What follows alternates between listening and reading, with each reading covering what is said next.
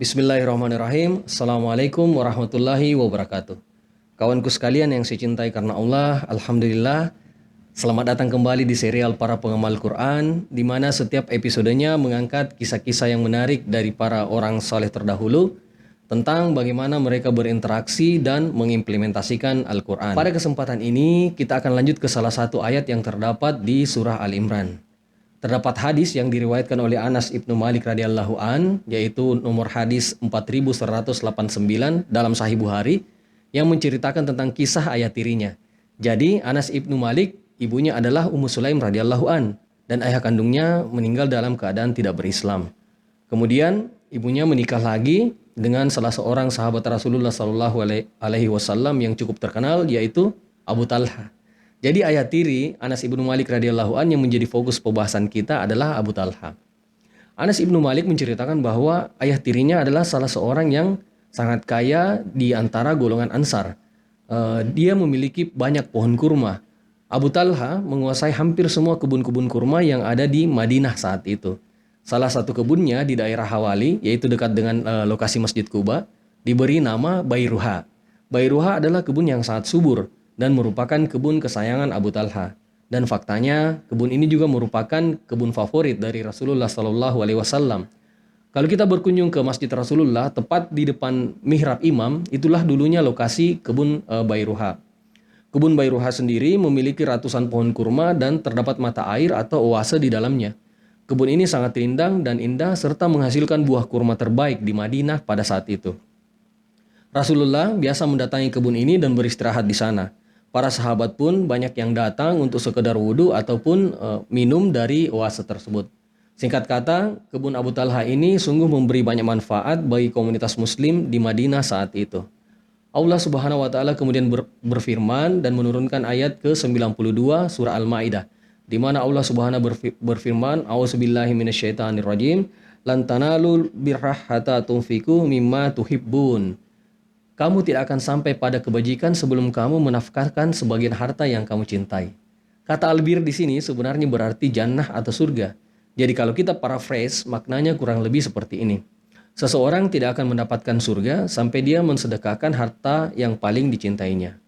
Abu Talha yang mendengar ayat ini kemudian tanpa berpikir panjang, berdiri dan pergi menemui Rasulullah Shallallahu Alaihi Wasallam dan mengatakan akan mensedekahkan Bairuha kepada Rasulullah Shallallahu Alaihi Wasallam. Dari sekian banyak kebunnya, sekiranya dia mau, bisa saja dia menyedekahkan kebunnya yang ada di pinggiran kota Madinah atau kebun lain selain Bairuha. Namun faktanya Abu Talha menyerahkan Bairuha. Beliau berkata, "Ya Rasulullah, innallaha tabaraka wa ta'ala yaqul lan tanalul birra hatta tunfiqu mimma tuhibbun." Ya Rasulullah, Allah Subhanahu wa taala berkata, seseorang tidak akan mendapatkan balasan kebaikan yang sesungguhnya sampai dia menyedekahkan harta terbaiknya.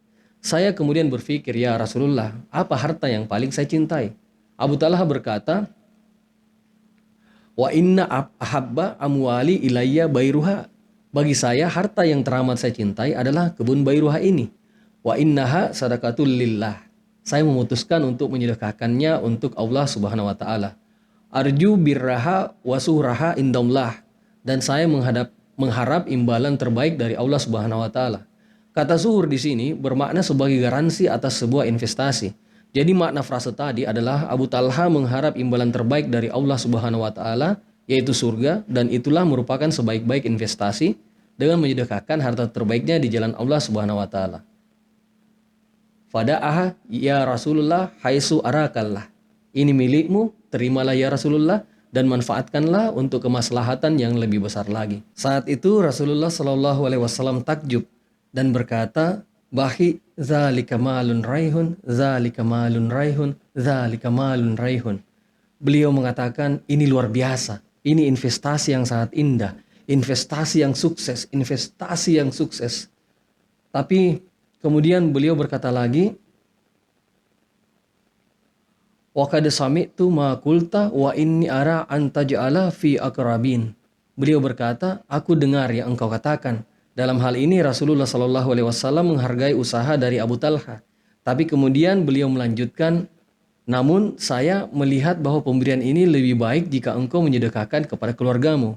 Kata Rasulullah, Dari sini kita bisa memahami bahwa Rasulullah Shallallahu Alaihi Wasallam membolehkan para sahabat untuk menyedekahkan semua harta miliknya. Namun di saat yang bersamaan Rasulullah Shallallahu Alaihi Wasallam tidak mau para sahabatnya terjerumus ke dalam kemiskinan, dan beliau tidak menginginkan adanya perasaan menyesal di kemudian hari di antara para sahabat yang telah bersedekah tersebut. Rasulullah Shallallahu Alaihi Wasallam selalu mengatakan, simpan yang ini, simpan yang itu, jangan sedekahkan yang ini, jangan sedekahkan semua. Engkau bisa menyedekahkan bayruha ini, kata Rasulullah, lanjut kata Rasulullah, tapi berikanlah kepada keluargamu. Disinilah kita bisa melihat bagaimana kebijaksanaan dan kemurahan hati Rasulullah Shallallahu Alaihi Wasallam, bahwa daripada bayruha diserahkan kepada sembarang orang, maka lebih baik disedekahkan kepada anggota keluarga dari Abu Talha. Apakah itu sepupunya atau anggota keluarganya yang lain yang dalam satu suku. Dan Rasulullah berkata bahwa di akhirat kelak nanti pahalanya tidak akan berkurang sama sekali. Af'alu ya Rasulullah, saya akan melakukannya ya Rasulullah. Fakasamaha Abu Talha fi akrabihin wa fi bani ammihi. Jadi Abu Talha membagi kebun ini dan menyedekahkannya kepada anggota keluarga dan sepupunya yang lain. Kesimpulan yang dapat kita tarik dari kisah ini adalah, pada saat kita memiliki kemampuan untuk bersedekah, maka marilah kita menyedekahkan harta terbaik kita, harta yang paling kita cintai. Karena Rasulullah SAW bersabda, as-sadaqatu burhana.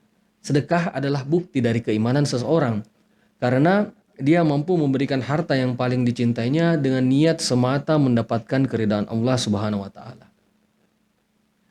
Semoga Allah Subhanahu wa taala menganugerahkan kita semua dengan jiwa yang gemar bersedekah, sehingga kita dapat mengikuti tuntunan pada ayat ke-92 surah Ali Imran ini. Dan insya Allah kita menerima pahalanya di akhirat kelak nanti. Amin. Jazakumullahu khairan. Sampai jumpa lagi di episode berikutnya dalam serial Para Pengamal Quran. Wassalamualaikum warahmatullahi wabarakatuh. Bagi kawan-kawan yang merasa serial ini bermanfaat, silahkan like, dan jika tertarik untuk melihat episode-episode cover terbaru dari Ustaz Omar dan Ustaz Noman Alikan, silahkan klik subscribe. Dan jika kalian menganggap informasi yang saya share tidak memiliki bias signifikan, silahkan di-share di berbagai platform sosial media kawan-kawan.